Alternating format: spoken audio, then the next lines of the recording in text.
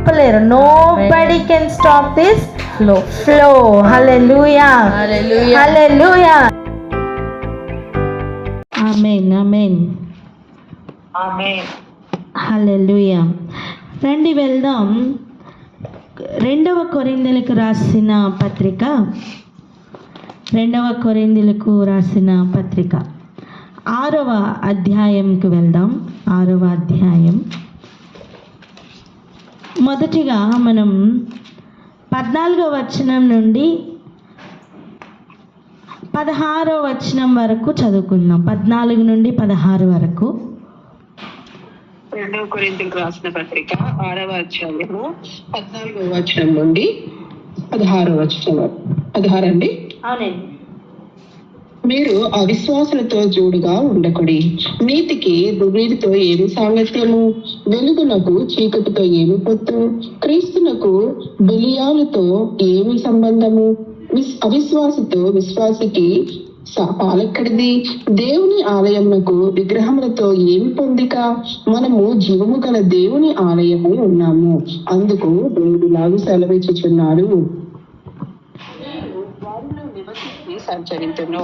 చూడండి, ఇక్కడ చెప్తున్న మాటలు, అవిశ్వాసులతో జోడుగా ఉండకుడి. అర్థం, అవిశ్వాసులతో మాట్లాడొద్దనా? అవిశ్వాసులతో కలిసి ఎక్కడికి వెళ్ళొద్దనా? మరి అలాగైతే మనం ఈ లోకంలో నుండి వేరైపోవాలి. మన చుట్టూ అవిశ్వాసులు ఉంటారు. మరి వారితో జోడుగా ఉండొద్దంటే ఏమిటి అర్థం? నీతికి దుర్నీతితో ఏమి సాంగత్యం? మరి చుట్టూ నీతిమంతులే ఉన్నారా? నీతి ప్రకారమే, నీతి యావత్తే సమస్తం జరుగుతుందా? లేదే. చుట్టూ దుర్నీతి కూడా ఉంది కదా. కానీ దానితో పాలు పంపులు లేకుండా బ్రతకడం ఎలా? నీ పక్కనే వెలుగునకు చీకటితో ఏమి పొత్తు? చీకటి కార్యాలు నువ్వు ఎదురుగుండా చూస్తూ ఉంటావు, కానీ వెలుగు సంబంధిగా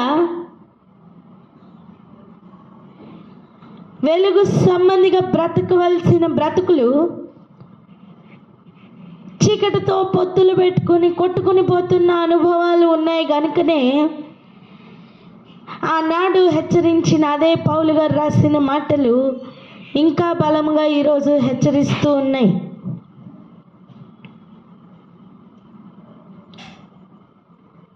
ఆ సెపరేషన్, ఆ కీప్ సెపరేషన్ అన్నట్లుగా ఆ సెపరేషన్ అనేది రావాలి.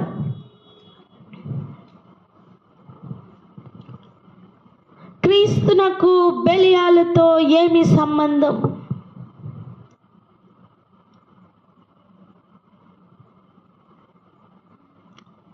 దూరం నుంచి చూస్తున్నప్పుడు అన్ని శక్తులు ఒకలాగే అనిపిస్తాయి. మహత్కార్యాలు, సూచక్రియలు, అద్భుతాలు అన్నీ ఒకలాగే అనిపిస్తాయి కదా. మరి వ్యత్యాసము తెలుసుకొని ఉండమని ఇక్కడ సూచిస్తున్నారు. ఇది గ్రహించడం కోసం. అండ్ ఈ మాటలు చెప్తున్నప్పుడు ఇంకా ముందుకు గనక మనం చూస్తే ఆయన ఇంకా ఆత్మీయంగా చాలా లోతైన ఒక పెయిన్తో, లోతైన ఒక బాధతోనే మాట్లాడుతున్న మాటలు ఇవి. రండి, ఆ బాధ, ఆ లోతైన, ఆ హృదయంలో ఉన్న, ఆ లోపల ఉన్న ఆ పెయిన్ ఏ రీతిగా ఉందో కొంచెం చూద్దాం. రండి, 6వ అధ్యాయం మొదటి నుంచి చదువుదాం. మొదటి నుండి 8 వచనాలు చదువుకుందాం. 2వ కొరింథీయులకు రాసిన పత్రిక 6వ అధ్యాయము మొదటి వచనం నుండి. కాగా మేము ఆయన తోడి పనివారమై మీరు పొందిన దేవుని కృపను వ్యర్థము చేసుకొనవద్దని మిమ్మల్ని వేడుకొనుచున్నాము. అనుకూల సమయమందు నీ మొరను ఆలకించి తిని రక్షణ దినమందు నిన్ను ఆదుకొంటిని అని ఆయన చెప్పుచున్నాడు కదా. ఇదిగో ఇప్పుడే మిక్కిలి అనుకూలమైన సమయము, ఇదిగో ఇదే రక్షణ దినము. మా పరిచర్య నిందింపబడకుండు నిమిత్తము ఏ విషయంలోనైనాను అభ్యంతరం ఏమీయూ కలుగజేయక శ్రమల యందును, ఇబ్బందుల యందును, ఇరుకుల యందును, దెబ్బల యందును, చెరసాలలోను, అల్లరుల్లోను, ప్రయాసములలోను, జాగరములలోను, ఉపవాసములలోను మిగిలిన ఓర్పు గలవారమై పవిత్రతతోను, జ్ఞానముతోను, దీర్ఘశాంతముతోను, దయతోను, పరిశుద్ధాత్మ వలనను, నిష్కపటమైన ప్రేమతోను, సత్యవాక్యము చెప్పుట వలనను, దేవుని బలము వలనను, కుడి ఎడమల నీతి ఆయుధములు కలిగి ఘనతల వలనను, సుకీర్తి దుష్కీర్తుల వలనను దేవుని పరిచారకులమై ఉండి అన్ని స్థితుల్లో మమ్మల్ని మేమే మెప్పించుకొనుచున్నాము. మేము కంటిన్యూ చేయనా అండి? అది ఫినిష్ అయింది. మేము మోసగాండ్రమైనట్లుండి సత్యవంతులము, తెలియబడని వారమైనట్లుండి బాగుగా తెలియబడిన వారము, చనిపోవచున్న వారమైనట్లుండి ఇదిగో బ్రతుకుచున్న వారము, శిక్షింపబడిన వారమైనట్లుండి చంపబడిన వారము, దుఃఖపడిన వారమైనట్లుండి ఎల్లప్పుడూ సంతోషించు వారము, దరిద్రులమైనట్లుండి అనేకులకు ఐశ్వర్యము కలిగించు వారము, ఏమీ లేని వారమైనట్లుండి సమస్తమును కలిగిన వారము. హల్లెలూయా. ఈ అనుభవాలు అనుభవించకుండా రాలేదండి. ఒక్కొక్క పదం ఈ అనుభవాల గుండా వెళ్ళకుండా ఈ ఒక్కొక్క పదం రాయలేదు. కొంచెం ఆలోచించండి. ఎందుకు ఇంత ఒక పెయిన్తో తన అనుభవాల్లో నుండి ఈ మాటలు పౌలు గారు రాస్తున్నారు. మేము ఏమీ లేని వారమైనట్లుండి సమస్తమును కలిగిన వారము. ఆడంబరాలు లేవు, ఏమీ లేవు, కానీ సమస్తమును కలిగిన వారం. ఏంటి సమస్తం? వాక్యం. హల్లెలూయా. ఏంటండి ఆ పరిపూర్ణత ఎందులో ఉంది? వాక్యంలో ఉంది. చెప్పండి, ఎందులో ఉంది? వాక్యంలో ఉంది. ఎగ్జాంపుల్ చెప్తా చూడండి. ఇప్పుడు మనం అన్నీ డిసెంబర్ నెలలోనే కదా ఉన్నాం. అన్నీ ఉండి వాక్యం లేదనుకోండి, అక్కడ చాలా ఉన్నట్టుగా కనిపిస్తుంది కానీ అసలైంది కనబడట్లేదు. చాలా అంటే ఏంటి? చెప్పుకుంటున్నా కనిపిస్తున్నా సౌండ్ సిస్టము, కేక్ కట్టింగు దగ్గర నుంచి, డాన్సుల దగ్గర నుంచి, క్రిస్మస్ అరుపుల వరకు ఇంకొంచెం అడ్వాన్స్ అయ్యి లైటింగు, మ్యూజిక్, హ్యాపీ క్రిస్మసే కాదు న్యూ ఇయర్ కూడా కలుపుకుంటూ పోస్టర్ల దగ్గర నుంచి అన్నీ ఉన్నాయి. ఖర్చు ఎంత అంటే నేను అంటాను, సంవత్సరం మొత్తం ఒక ఖర్చు, ఈ నెల ఒక్కటే ఒక ఖర్చు కాదంటారా? చెప్పండి. అంతా చేసి అన్నీ ఉన్నట్లుగా కనిపించి అసలైన వాక్యం లేదనుకోండి, ఏం ప్రయోజనం? ఏం ప్రయోజనం చెప్పండి? ఒక అవకాశంగా తీసుకొని వాక్యమును ప్రకటిస్తున్న వారు లేకపోలేదండి. ఈ సమయమును ఒక అవకాశంగా తీసుకొని, ఎందుకంటే ఈ సమయం అయితే చాలామంది వింటున్నారు కనుక దీనిని అవకాశంగా తీసుకొని వాక్యమును నింపుతున్న వారు కూడా లేకపోలేదు. ఈ విందులు జరుగుతున్న ఈ కాలంలో ఉపవాసం ఉన్నవారు కూడా లేకపోలేదు. కక్ష చేతనో మిష చేతనో ఏదో ఒక విధంగా సువార్త అయితే ప్రకటించబడుతుంది. కానీ పౌలు గారు వెళ్తున్న ఒక ఆ పెయిన్ ఈరోజు మనకు అర్థం అవ్వాలి. అక్కడ చెప్తున్న కొన్ని మాటలు చూడండి. మేము మోసగాండ్రమైనట్లుండి సత్యవంతులం. అదేంటండి? సత్యవంతులైతే మేము సత్యవంతులం అని కనబడాలి కదా, కానీ బయటికి ఎలా కనిపిస్తున్నాం? మోసం చేయువారిగా కనిపిస్తున్నాం అంటున్నాడు పౌలు. అంటే పరిస్థితులు అక్కడ ఎలా ఉన్నాయో అర్థమవుతుందా? మోసం చేయువారికి ఉన్న స్థానం సత్యంలో ఉన్నవారికి అక్కడ కనబడట్లేదు. రెండవది, సత్యంలో నిజముగా ఉన్నవారు అక్కడ మోసగాండ్రులాగా కనిపిస్తున్నారు. అంటే బయటికి చూపిస్తున్నవారు, మాట్లాడుతున్నవారు, మాట్లాడుకుంటున్నవారు, వారి సంభాషణలలో సత్యము మోసమైనట్టుగా మారిపోతుంది.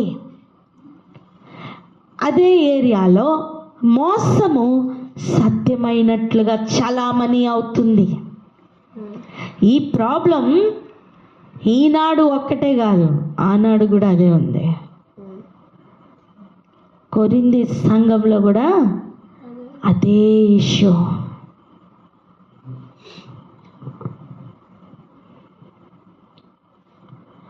తెలియబడని వారమైనట్లుండి బాగుగా తెలియబడిన వారము.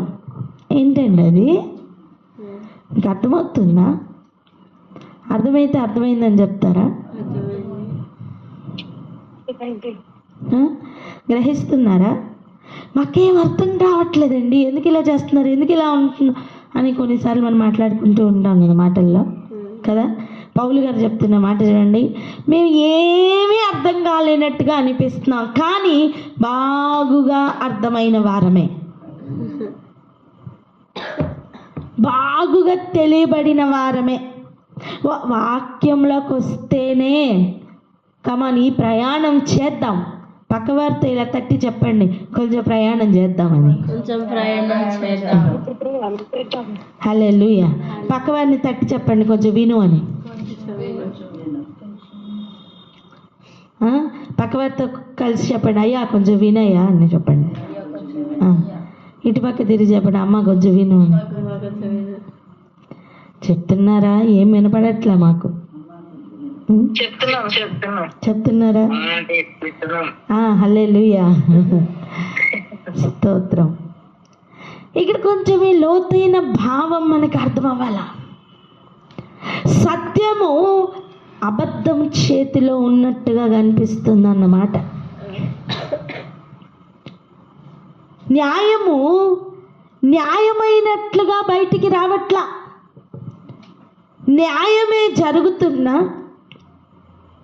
అన్యాయం జరిగిపోతున్నట్టుగా బయటికి చూపిస్తున్నారు. అన్యాయమే జరుగుతున్న లోపల న్యాయమైనట్లుగా చూపిస్తున్నారు. ఆనాడు ఆ సంఘంలో ఉన్న ప్రాబ్లం ఈనాడు కూడా సంఘాలలో చలామణి అవుతుంది. ఇంకా చూడండి, చనిపోవుచున్న వారమైనట్లుండి ఇదిగో బ్రతుకుచున్న వారము. సత్యం చెప్పినందుకు, సత్య సువార్తను పట్టుకొని ఒక్కొక్క పట్టణం వెళ్తున్న పౌలు ఎదుర్కొన్న సమస్యలు జ్ఞాపకం ఉందా? అయితే పూజించడానికి వస్తారు.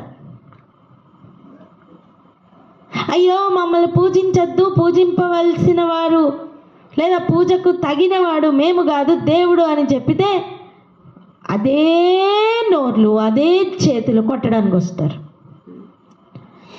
చావు దెబ్బ కొడతారండి, చచ్చేంతగా కొట్టేవాళ్ళండి.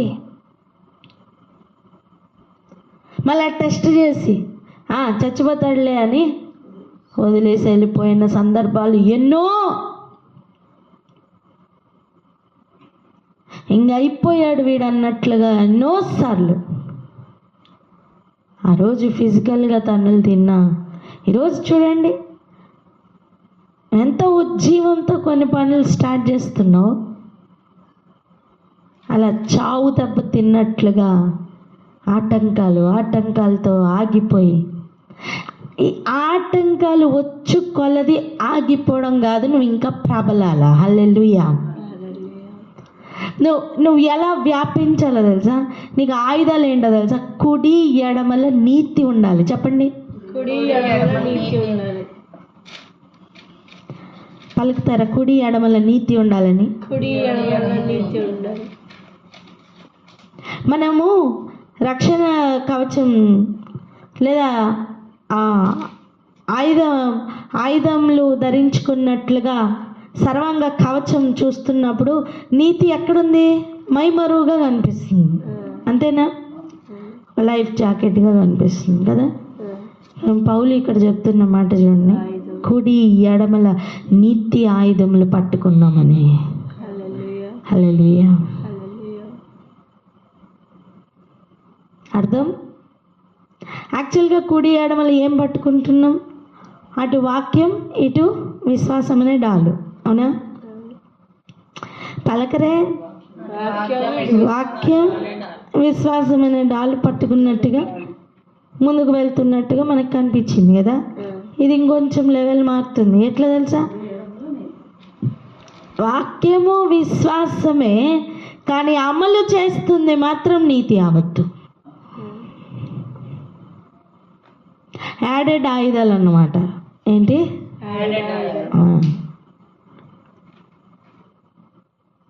ఒకేసారి 2 ఆయుధాలు పట్టుకుంటే ఎలా ఉంటుంది? అలా. హల్లెలూయా. ఈ పరిస్థితుల గుండా వెళ్తున్నప్పుడు వీటిని గురించిన అనుభవ జ్ఞానం లేకుండా ఈ మాటలు బయటికి రాలేదంటున్నా నేను. సత్యముగా బయటకు వస్తే అసలు పోరాటం ఏముందండి? గొడవే లేదు కదా. అబద్ధం సత్యమైనట్టుగా చలామణి అవుతుంటేనే గొడవ. సత్యం అబద్ధముగా చలామణి చేస్తుంటే గొడవ. ఈ స్థితిగతులు మార్పు రావాలి. పలకండి అన్నమాట, ఈ స్థితిగతుల్లో మార్పు రావాలి. ఆమేన్. అంటే సత్యమును అవలంబించాలి అనే ఆశ కలిగిన వారు పెరగాలి. ఆమేన్. ఒక మాట చెప్పనా? ఒక జనరల్ స్టోర్ పెట్టుకున్నవాడు ఆర్గానిక్ మెటీరియల్ అంతా పెట్టుకుని, లేకపోతే ఆర్గానిక్ సామాను ఉన్నాయి కదా, కందిపప్పు, ఉప్పు, పప్పులు అన్నీ, అలా ఆర్గానిక్ సామాన్ పెట్టుకున్నవాడు ఒక షాప్ పెట్టుకున్నాడు. వాడి దగ్గర ఖచ్చితంగా కాస్ట్ తక్కువ ఉంటుందా ఎక్కువ ఉంటుందా? ఆర్గానిక్ స్టోర్లో తక్కువ ఉంటుందా కాస్ట్ ఎక్కువ ఉంటుందండి?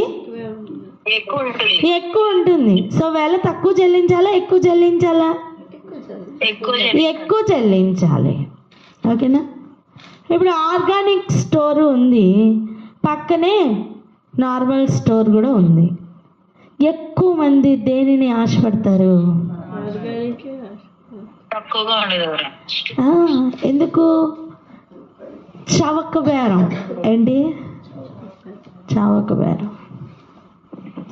కానీ క్వాలిటీ కావాలి అన్న వాళ్ళు ఎంత కష్టమైనా ఆ ఆర్గానిక్ స్టోర్కే వెళ్తారు. అవునా?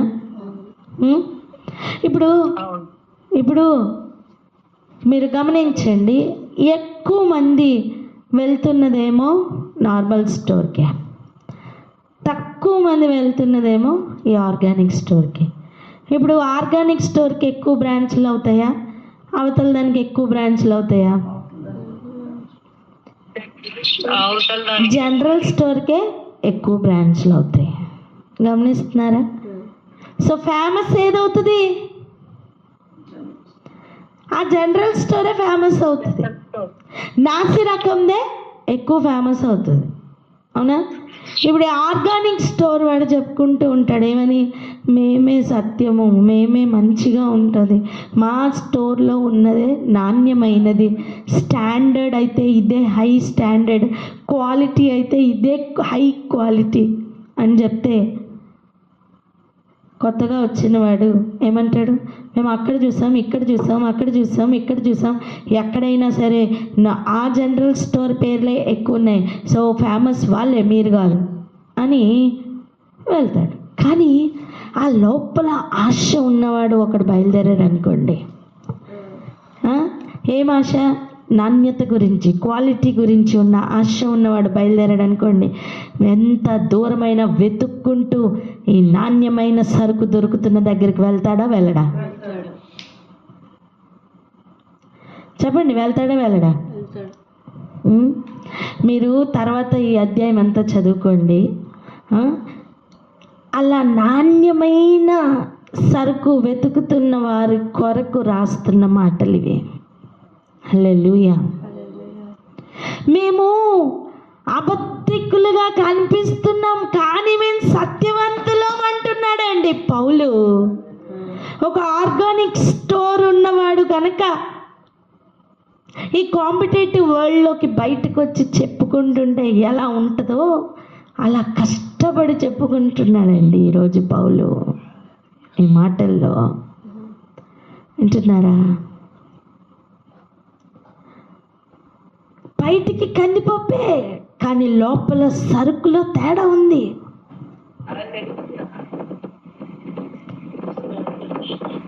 బయటికి అన్ని బియ్యమే కానీ లోపల సరుకులో తేడా ఉంది. ఏదైనా పర్లేదు అనేవాడు జనరల్ స్టోర్కి వెళ్తాడు, లేదు నాకు నాణ్యమైనది కావాలనేవాడు ఆర్గానిక్ స్టోర్కి వెళ్తాడు.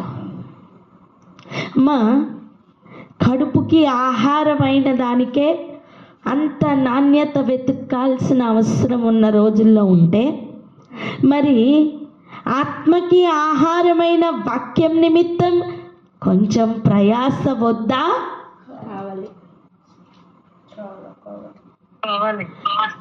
గడిచిన వారం మనం విన్నాం, అక్షయమైన ఆహారం కొరకు ప్రయాసపడమని. క్షయమైన ఆహారం కొరకు కాదు కానీ అక్షయమైన ఆహారం కొరకు ప్రయాసపడమని విన్నాం కదా. మరి దానిని సంపాదించుకోవడానికి లోపల అంత ఆశ ఉండాలి. ఆమేన్. నీకు బయట వినిపిస్తున్న వాటిని బట్టి నువ్వు కదలవు, నువ్వు రుచి చూస్తున్న దాన్ని బట్టి కదులుతావు. హల్లెలూయా. సత్యమును నువ్వు రుచి చూసినప్పుడు సత్యం కొరకు వెతుకుతావు. సత్యమే ఉన్నప్పటికీ కూడా అబద్ధం అని విన్న మాటలను బట్టి అబద్ధం అబద్ధం అబద్ధం అని విన్న మాటల్ని బట్టి నువ్వు అట్నుంచి అటే వెళ్ళిపోయావా, నువ్వు సత్యంను రుచి చూడలేవు. ఎంతమందికి అర్థమవుతుంది? హల్లెలూయా. ఇది ఎటువంటిదంటే మురికి గుడ్డలు కప్పినట్టుగా ఉండి లోపలేమో బంగారము వస్త్రముల్లాగా బంగారంతో మెరుస్తున్నట్లుగా ఉన్న బయట కవరింగ్ ఉండి లోపల చెత్త గిల్టినాలు ఉంటే ఎలా ఉంటుందో అంత వ్యత్యాసం ఉందండి. అందుకే పౌలు తను అనుభవిస్తున్న ఆ అనుభవాల గురించి చెప్తున్నాడు. దుఃఖపడిన వారమైనట్లుండి ఎల్లప్పుడూ సంతోషించు వారము. లోపల ఉన్న ఆనందం వేరు, కానీ దుఃఖపడుతున్న అనుభవం, దుఃఖముతో నిండుకున్న అనుభవాలు బయటికి చూస్తున్నప్పుడు ఏంటి అప్పుడు ఈ బాధ ఏంటి అనిపిస్తుంది, కానీ లోపల ఉప్పొంగుతున్న సంతోషం లెవెల్ వేరు. దీన్ని ఎవరు నిరూపించలేరండి. ఆ రోజు పౌలు కష్టపడుతుంది అదే. మీకు అర్థమవుతుందా? ఆయన చెప్తున్న మాట చూసారా?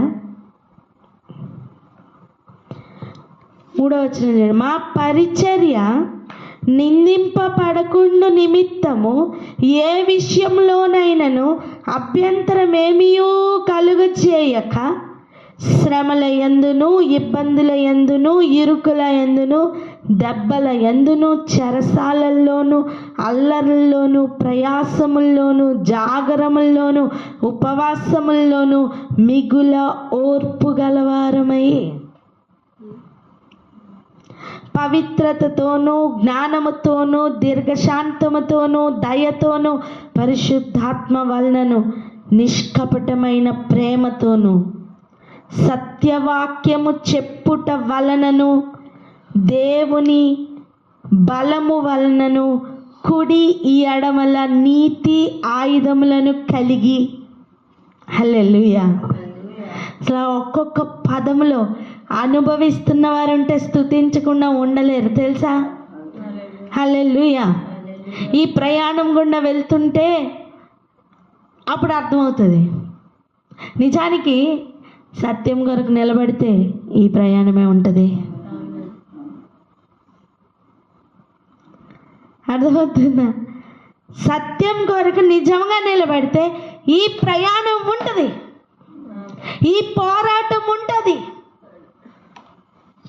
అప్పుడు ఎలా జయించుకుంటూ ముందుకు వెళ్ళాలి తెలుసా.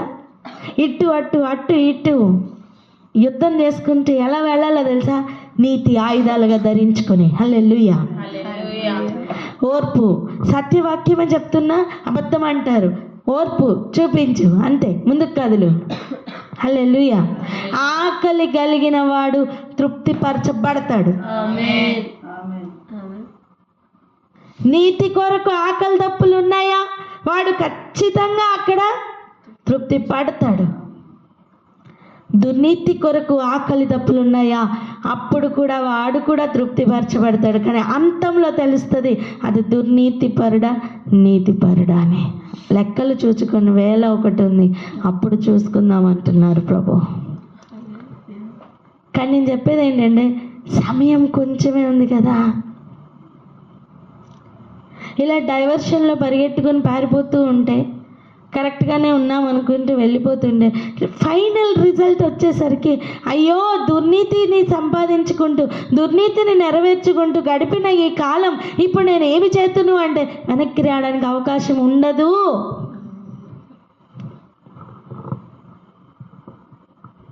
నిజముగా సత్యవాక్యం కొరకు నిలబడితే పౌలు అనుభవించిన ఈ ప్రయాణమే ఉంటుందండి. నాకు పౌలులాగా ప్రయాణం లేదు, అయినా సరే నేను చాలా సాఫీగా వెళ్ళిపోతున్నాను అంటే అయ్యా నువ్వు పట్టుకున్నది సత్యవాక్యమేనా? అర్థమవుతుందా? వింటున్నారా?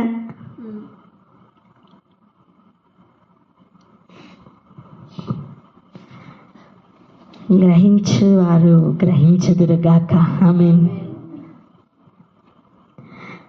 ఇలా చెప్పుకుంటూ వచ్చి అప్పుడు డైరెక్ట్గా వర్డ్స్ చెప్తున్నారు. ఏంటంట? మీరు అవిశ్వాసులతో జోడుగా ఉండకుడి. విశ్వాసంలోనే ఉన్నామంటూ అవిశ్వాసంలో నడుస్తున్న వారు కూడా ఉన్నారు, వారితో జోడిగా ఉండద్దు. నీతికి దుర్నీతితో ఏమి సాంగత్యం? ఒకడు పాపం చేయాలని జోగుతుంటే, ఒకడు ఆ పాపమును అసహించుకొని కదులుతుంటే నీతికి దుర్నీతితో సాంగత్యం ఉండదు, పొత్తులు కుదరవు. ఇది అనుభవమై మారాల, అప్పుడే ఆ రుచి తెలుస్తుంది. పలకన్న మాట, ఇది అనుభవమై మారాలని.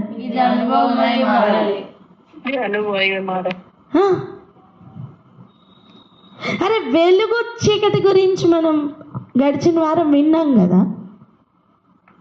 వెలుగులో ఉండే సంతోషం వేరు, చీకటిలో ఉండే ఆ సంతోషం వేరమ్మా. వెలుగులో ఉండే సంతోషం యథార్థమైనదై ఉంటుంది, కానీ చీకటిలోది యథార్థతతో ఉంటుందా? చెప్పండి. చీకట్లో ఉన్న సంతోషం, చీకటి క్రియల్లో ఉన్న సంతోషం యథార్థమైనదై ఉంటుందా? సిగ్గుపడవలసిన విషయాలు అయి ఉంటాయి. వాటిలో నుంచి వచ్చే సంతోషం తాత్కాలికమే, అది అవమానంతో కూడిన సంతోషం, దాని అంతం అవమానమే. వెలుగు క్రియల్లో ఉండే సంతోషం వేరు, చీకటి క్రియల్లో ఉండే సంతోషం వేరు. రెండు సంతోషమే కదా, ఏదైనా ఒకటే కదా అంటే వింటున్నారా? ఏదైనా ఒకటే కదా అంటే ఇక ఆ వ్యక్తులతో మాట్లాడడం వ్యర్థం. ఆకలి లేదు, ఆకలి లేనివాడు తేనె పట్టినైనా ఏం చేస్తాడు? కాళ్ళు వాడతాడు, దేనికి? తొక్కడానికి. అందుకే ప్రభు చెప్పి మీ పరిశుద్ధమైనది మీ ముత్యములను కుక్కలకి పందులకి వేయద్దు. విలువ తెలియదండి. ఒకవేళ అవి ఏం చేస్తాయి? మీ మీద పడి రొక్కుతాయి, మిమ్మల్ని రొక్కుతాయి. రెండోది మీరు వేసిన ముత్యాలను కూడా పాడు చేస్తాయి, కాళ్ళతో త్రొక్కుతాయట. పరిశుద్ధమైన దానికి విలువ తెలియదు వాటికి. వింటున్నారా? గ్రహిస్తున్నారా? ఓ హల్లెలూయా. అందుకే చెప్తున్నారు, విశ్వాసికి అవిశ్వాసికి అసలు పాలెక్కడిది? అవిశ్వాసితో విశ్వాసికి పాలెక్కడిది? అమ్మ, అవిశ్వాస స్థితిలో ఉన్నప్పుడు అవిశ్వాసి చేతి పట్టుకున్నావు కదా, ఇప్పుడు విశ్వాసిగా ఉన్నావా? అయితే అవిశ్వాసితో పాలివద్దు. ఇంతవరకు చేసిన, ఇంతవరకు తప్పిపోయిన, ఇంతవరకు టైం వేస్ట్ చేసిన అనుభవాలు ఇంకా చాలు, నా సమయం లేదు. అందుకే చూడండి, 2వ వచనం చూడండి ఒకసారి. అనుకూల సమయమందు నీ మొర నాలకించి తిని, రక్షణ దినమందు నిన్ను ఆదుకొంటిని అని ఆయన చెప్పుచున్నాడు కదా.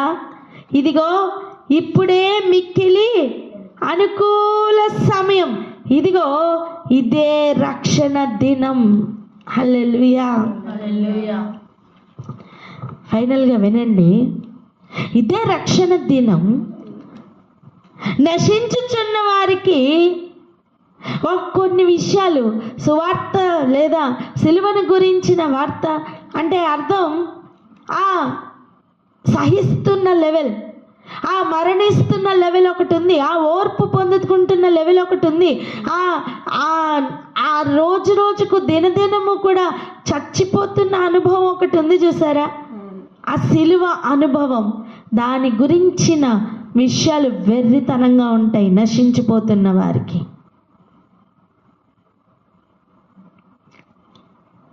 కానీ రక్షింపబడుచున్న మనకు దేవుని శక్తి అయి ఉన్నది అన్నారు కదా, అదే విషయం సేమ్ సిలువను గురించిన వార్తే.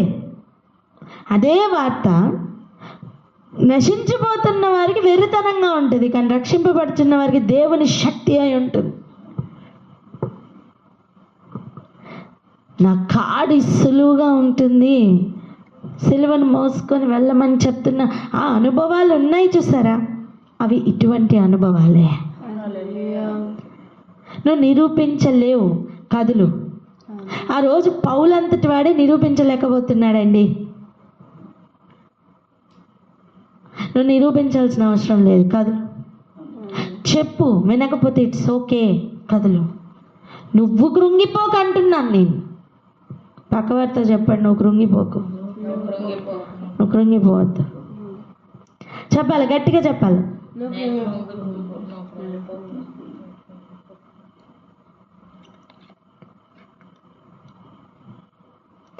దుర్నీతి పరులు దుర్నీతితోనే కదులుతారు. నీతి కొరకు ఆకలి దప్పులు ఉండి కదులుతున్న వారు నీతిని ఆయుధాలుగా ధరించుకొని ముందుకు వెళ్తారు. వాళ్ళ ప్రయాణం వేరు, వీళ్ళ ప్రయాణం వేరు. బయట నుంచి చూస్తున్న వాడికి అన్నీ ఒకలాగే ఉంటాయి. ఉండని, నువ్వు నీ ప్రయాణంలో వెళ్ళు.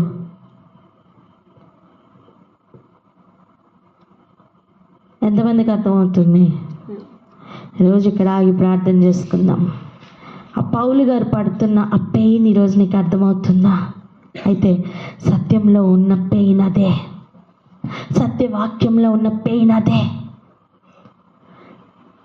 సత్యవాక్యం పట్టుకుంటావు కానీ నువ్వు సత్యం చెప్తున్నావు అన్న మాట బయటికి రాదు.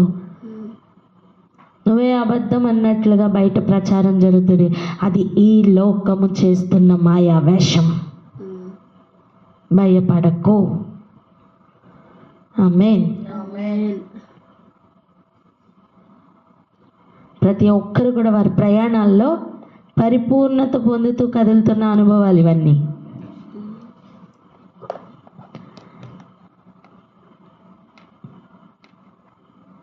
నేను ఒకటే చెప్తున్నాను, లోకంలో పేరు సంపాదించాలని ప్రయాస పడద్దు. Time waste. ఏంటి? Time waste. అర్థమవుతుందా? నీతి ఆయుధాలుగా ధరించుకుని వెళ్ళడం ప్రభు ఒక్కొక్క అనుభవాల్లో నేర్పిస్తున్నారు. ఆమేన్.